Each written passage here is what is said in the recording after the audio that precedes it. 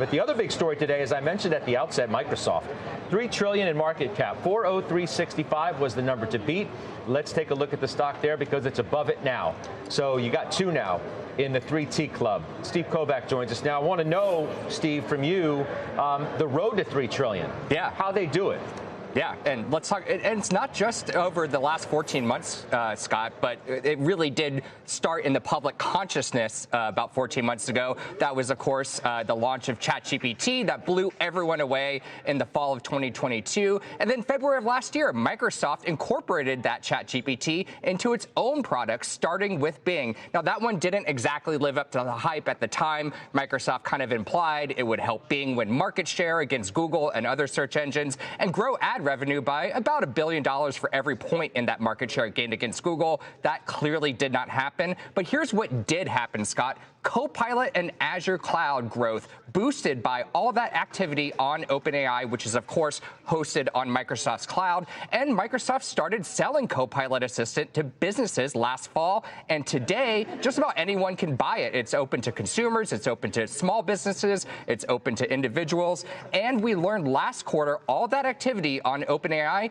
really helped accelerate, or re-accelerate rather, Azure Cloud growth, since all of that stuff is hosted by Microsoft. And guys, that's what's to watch next week when Microsoft reports earnings. Is Copilot selling well and living up to the hype that Microsoft has promoted? And can Azure growth keep up that momentum thanks to all that AI activity happening on Microsoft's cloud? It's not just OpenAI, by the way. There's some stuff going on with Facebook and AMD and other companies as well. But look, this all goes back further than a year. Satya Nadella is CEO of Microsoft for nearly a decade now, and he laid the groundwork for where Microsoft is today, building out cloud capabilities that made AI possible. Let me give you a little anecdote about Nadella. I met him about 9 months into his run as CEO, and he was already at that time hyping up AI. He told me a story about how they're working on real-time translation and how all the machine learning capabilities that they have. So this has been a very long time coming for Microsoft, and now we're seeing the benefits really play out, taking over Apple as the most valuable company in the world, Scott. Yeah, our shareholders certainly on this desk today are reaping the rewards of that. Steve, that was great. Thank you so much, Steve Kovac there. So that is why, Rob, everything that Kovac just said justifies to many why the valuation deserves to be where it is. He laid it out, how they're monetizing. This isn't a pipe dream. This isn't a deep look into the future. Hey, one day we're going to monetize AI. They're already doing it, both through enterprise and from regular consumer customers. And it is the single largest position at New Edge across all our portfolios, although it's a neutral, kind of remarkable, but it is.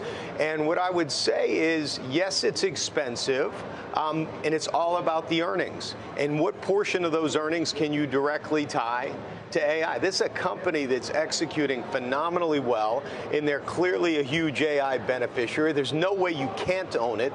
The question is, how do you own it relative to the portfolio sizing? And, you know, that's what we're thinking about. The momentum's clearly to the positive at 31 times. It could have traded, it traded at 35 in the COVID bubble, right? We can get there. There's no question we can get there, and that's why we're kind of staying the course at current weightings. The other question, Kerry, is how high can it go, right? Top's 400. Now it's at 404.5, but today it was reiterated by its Citi. 470 is the price target there. That's up from 432. They're like, well, I mean, it's on the way to 432. We might as well bump it up to 470. Quote, ramping Gen AI should keep growth accelerating. Yeah, I mean, it could go to 500. I mean, this isn't a stock that has to stop because it hit a certain price. It's not just a great company with an enormous balance sheet and an incredible presence in the major markets that people care about right now, which is everything that's cloud, AI, and software. But it's a company that you can count on. And in this sort of market, investors are looking to put their money where they're comfortable, where they feel as if we're in the growth part of the world. And that includes Apple, Microsoft, Amazon, Meta. I mean, this is what these magnificent companies are about. It's not really about their valuation. It's about how investors have chosen to focus their attention on a smaller number of companies, and that's where the buying goes. We just care less as investors generally about the rest of the market, and so does everybody else, seemingly.